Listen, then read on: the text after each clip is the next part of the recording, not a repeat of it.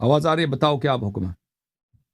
جی سر، دو مختلف موضوع تھے آپ سے کہ پہلا وہ تھا کہ اللہ کا دیدار قیامت والے دن، اس پر مطلب کہ ایک یہ اللہ کا میرا دیدار موضوع نہیں تھا، ہوگا اس پہ ایک قیامت کے دن۔ سوالات تھے، اور دوسرا سوال تھا جنگ جمل اور جنگ صفین پر۔ دیکھیں اہل بیت علیہم الصلوۃ والسلام کے احادیث اس بات میں متواتر ہیں کہ اللہ نہ دنیا میں نظر آئے گا سر کی آنکھ سے، اور نہ آخرت میں نظر آئے گا آنکھ سے، ٹھیک ہے نا؟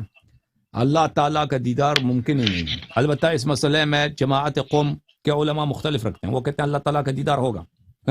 وہ صوفی قوم حضرات ہیں، وہ خمینی کا ایک استاد ہے مرزا جواد، کیا نام ہے اس کا، ایک آغا جواد ہے، اس نے ایک کتاب لکھا ہے لقاء اللہ، کہ اللہ سے ملاقات ہوگی۔ یہ سب بکواس ہے۔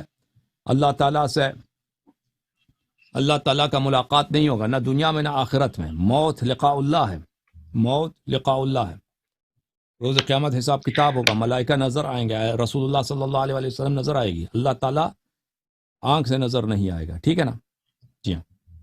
سر میرے پاس جو اہل سنت جو جس مسئلے میں اخذ کرتی ہے نا، اس پر تھوڑے قرآن کی کچھ آیتیں تھیں، اس کا آپ کا مطلب کہ موقف جانا چاہ رہا تھا کہ اس آیت کا وہی مطلب ہے جو اہل سنت کر رہی ہے۔ قرآن میں سر کوئی پہلی آیت نہیں ہے، وہ قرآن کی آیت سری ہے لا تبصر، بلی لا تبصروا، بلی کیا،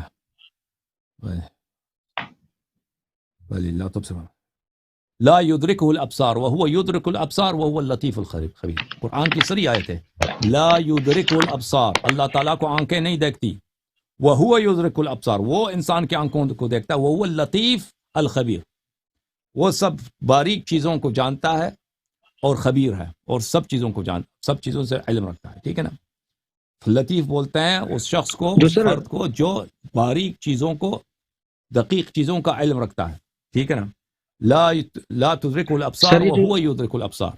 جی سر جو سورۃ القیامہ میں آیت نمبر 22 اور 23 ہے، جس کا مفہوم ہے کہ اس دن اپنے چہرے ہوں گے جو تر و تازہ ہوں گے اور اپنی رب کی طرف دیکھ رہے ہوں گے، تو سر اس کا کیا مطلب ہے؟ وجوہ الی ربہم ناظرہ، بلے اس کا میں آپ کو بتا دیتا ہوں۔ اہل بیت علیہم الصلوۃ والسلام کی جو تفسیر ہے، بلے وجوہ یومئذ ناظرہ الی ربہا ناظرہ، بلے اس کا مطلب یہ ہے، اہل بیت علیہ السلام ناظر بولتے ہیں منتظر کو، الی ربہا ناظرہ یعنی الی رحمت ربہا منتظرہ، یہ اپنے قیامت کے دن اپنے رب کی رحمت کی طرح انتظار کرتے ہوں گے، ٹھیک ہے نا؟ ناظر سے مراد انتظار کرنے والا، نہ کہ یہ رب کی طرف دیکھ رہے ہیں، رب کی رحمت کے منتظر ہیں، اوکے؟